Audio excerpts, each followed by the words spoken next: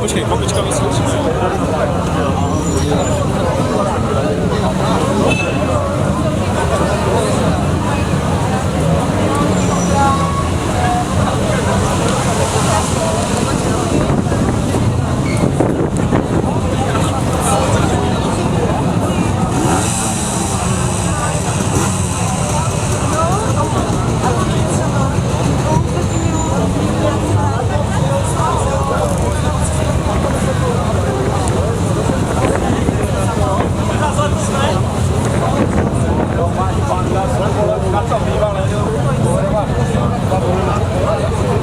A já ne, baba viděla cenu, že?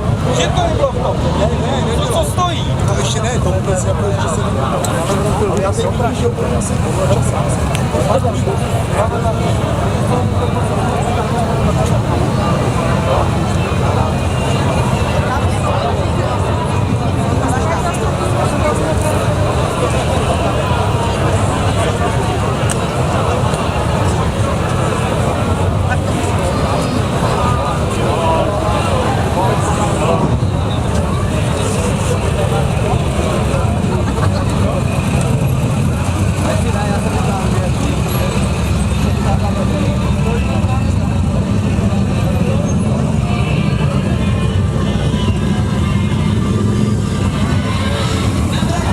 ještě jednou vás poprosím, máme tady tu kasičku, kdybyste nám něco dali.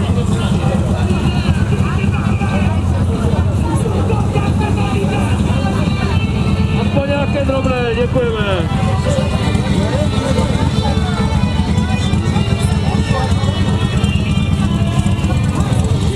My tady vybíráme postižené děti, kdybyste nám teda dali tady.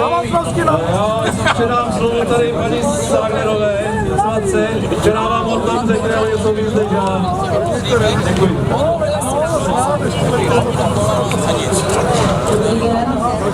Děkuji motorkářům, kteří jako každý rok se rozhodli v rámci dobrovolného vstupného podpoří. Chvílečko, co kdo bude chtět, je to v dopech areále, takže to vás dovedeme a pak se rozjedeme každý, kde budete chtět.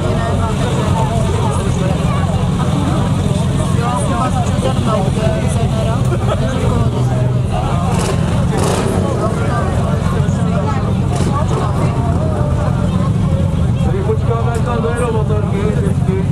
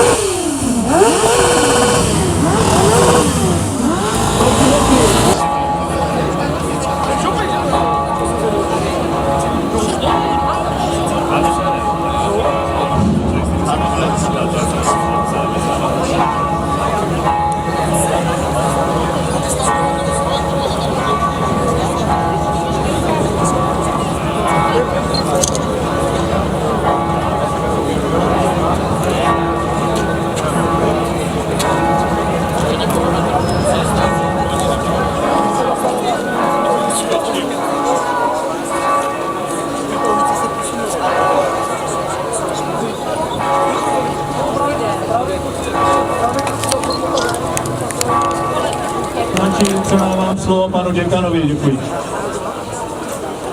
Takže vás jenom taky krátce pozdravím a jsem rád, že můžeme společně začít tu novou motorkářskou sezonu. Ona myslím si, že už začala, ale tak oficiálně je to dnes s tím žehnáním vám, těm nadšencům, těch jednostopých motorových vozidel. Tak abych to neprotahoval, připomenu jenom modlitbu motorkáře, kterou jsem kdysi našel na internetu.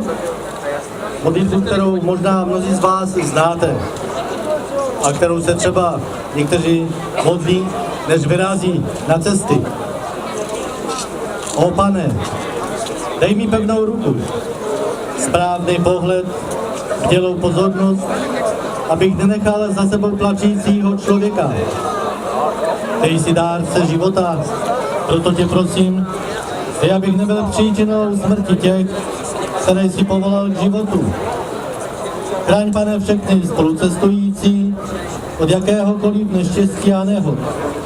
Nauč mě, abych řídil motorku s ohledem na druhé a dokázal vládnout pokušení překročení hranice bezpečné rychlosti.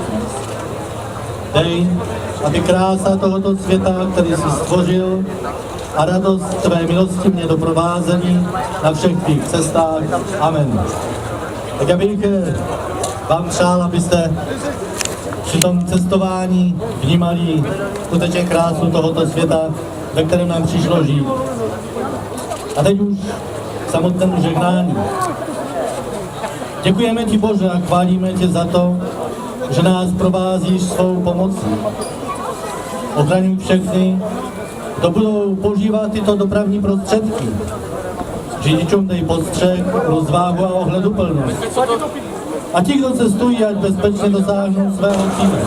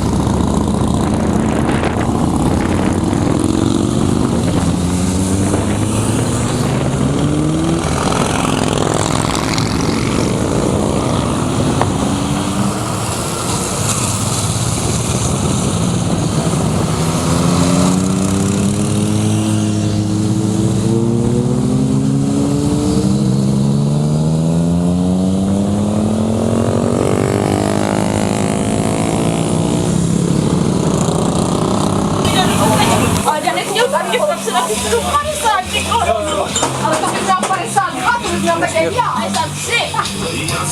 Taky to bych měl koupil.